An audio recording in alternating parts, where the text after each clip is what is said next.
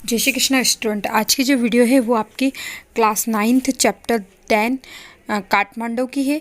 इसके अंदर जो राइटर हैं विक्रम सेठी, वो अपनी यात्रा जो चीन से तिब्बत तथा दिव्य सरोवर से हिमालय तक की यात्रा के दौरान उन्होंने जो भी चिंतन किया, जो भी अनुभव किया, जो भी वर्णन किया है वो इसमें वो बता रहे हैं। तो स्टार्ट करते हैं हम। इसमें बता रहे हैं कि वो है एक शहर के बीचों बीच एक सस्ते से कमरे में वो रुक जाते हैं और घंटों सोते रहते हैं। अगली सुबह वो श्रीमान शाह के बेटे और भतीजे के साथ वे काठमांडू के 2 मंदिर घूमने जाते हैं जो हिंदू और बौद्ध के लिए सबसे अधिक पवित्र हैं।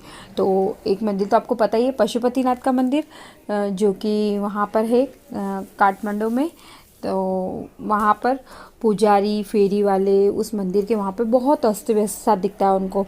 बहुत सारे भक्तगण, पर्यटक, गाय, बंदर, कबूतर, कुत्ते सब इधर उधर घूम रहे होते हैं। और वो सब जो है इधर उधर घूम रहे हैं तो पुजारी का ध्यान इधर एक लेडी जो थी वो ध्यान आकर्षित करती है। वो वहाँ की राष्ट्रीय शाही राजकुमारी होती है और उसको सब जने झुकते हैं और उसको रास्ता देते हैं। वो मुख्य द्वार से केसरिया रंग के वस्त्र पहने हुए पाश्चात्य देश के लोगों का एक समूह प्रवेश करने की कोशिश कर रहा है, लेकिन वो उनको बहुत संघर्ष करना पड़ रहा है, लेकिन पुलिस उनको अंदर जाने नहीं दे रही।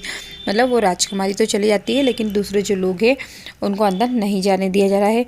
2 बंदर, मतलब एक साथ नहीं जाने दिया जा रहा है।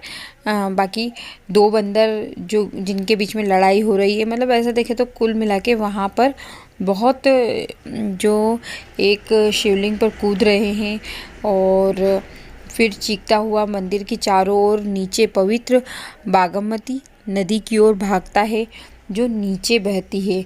ठीक है। और वहाँ पर शव का अंतिम संस्कार किया जाता है। धोबी जो कपड़े धो रही है। और ये आपको बुद्ध मंदिर है। बुद्ध मंदिर के बारे में डिटेल बताएंगे। पहले इसके बारे में बता देते कि यहाँ पर क्या क्या चीज़ें होती है। बच्चे स्नान कर रहे हैं। वहाँ पर कोई फूलों की पत्तियों की टोकरियाँ जो है वो मुरझाई हुई, वो पुरानी फूल जो बेट कर रहे होते हैं ना, वो नदी में कोई गिरा रहा है। इस तरह से वहाँ का पूरा वृत्तांत है। वहाँ पर एक चीज़ बताते हैं कि एक जो आधा बाहर निकली एक उभरी हुई पूजा स्थल पर एक पत्थर है। वो बता रहा है कि अगर ये पत्थर पूरा बाहर निकल जाएगा तो उसमें से देवी प्रकट होगी और कलयुग का अंत करेगी, समाप्त करेगी। उसके बाद में वो बुद्ध मंदिर में जाते हैं। बुद्ध स्थल जहाँ पर बिल्कुल शांत वातावरण है, विशालकाय सफ़ेद गुंबज चारों ओर से एक सड़क से घिरे हुए हैं। बाहरी किनारों पर छोटी छोटी दुकानें स्थित है, लेकिन अंदर जो है बिल्कुल शांति है। और तिब्बत की छपाई वाले कपड़े, चांदी के आभूषण आदि खरीदे जा सकते हैं तिब्बत में। और भीड़ भाड़ नहीं है यहाँ पर। चारों तरफ बाहर शोरगुल है, लेकिन जहाँ पर ये मंदिर है वहाँ पर शांति है।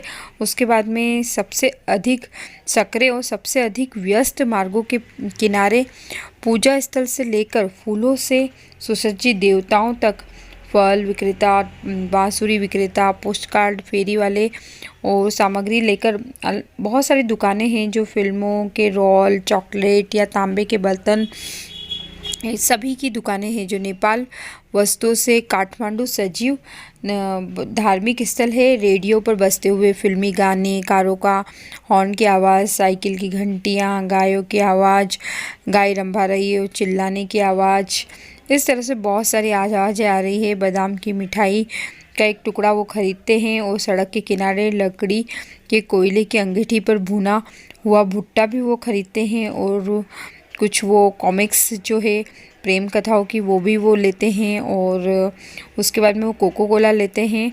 और उनका जी खराब होता है तो वो संतरा लेते हैं और पेय के साथ चट कर जाते हैं।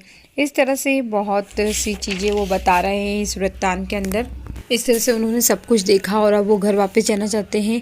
और जब वो घर जाते हैं तो वो हमेशा ऐसा मार्ग चुनते हैं, अगर उनको आराम से यात्रा करनी है तो वो बस या ट्रेन से जाते हैं, लेकिन वो बहुत थक चुके होते हैं और उन्हें बनारस से इलाहाबाद और इलाहाबाद से यमुना में जलमार्ग से यात्रा करता हुआ आगरा से दिल्ली पहुंचना है। लेकिन ये बहुत ही अधिक थका देने वाला है और वो अभी बहुत थक चुके हैं। अगस्त का आखिरी दिन है और वो चाहते कि वो अपने घर जल्दी से चले जाए, तो वो एयरलाइंस के कार्यालय के टिकट जो है वो बुक कराते हैं। होटल के निकट चौराहे पर एक कोने में खड़े बांसुरी विक्रेता को देखते हैं और उसके हाथ में एक लट्ठा है और जिसमें 50-60 बांसुरियाँ हैं जो शाही के कांटों की तरह की भांति, क्योंकि बांसुरी है, बांसुरी इधर उधर बिखर जाती है, तो शाही के कांटों की तरह वो बिखरी हुई दिखाई देती अनेक दिशाओं में। वे बांस की बनी हुई है, क्रॉस वाली बांसुरी और बच्चों के संगीत यंत्र है। इसके अलावा और थोड़ी सी दूर पर उन्हें बांस की ज़मीन पर टिका देते हैं और एक बांसुरी छाटते हैं और कुछ मिनटों के लिए वो बजाते हैं उसको। उसकी आवाज़ याद के शोर और फेरी वाले की तेज़ आवाज़ों से स्पष्ट रूप से ऊपरी उठती है। वह धीमे धीमे ध्यान मगन होकर और बिना अत्यधिक दिखावा किए बजाते हैं और वह अपनी चिल्ली नहीं बेचते थे। कभी कभी वह कुछ बेचते हैं, लेकिन यह अजीब से उदासीन तरीके से तथा व्यापार के लिए यह कभी कभी होने वाली घटना है। कभी कभी वो फल विक्रेता से बात करने के लिए बांसुरी बजाना रोक देते हैं।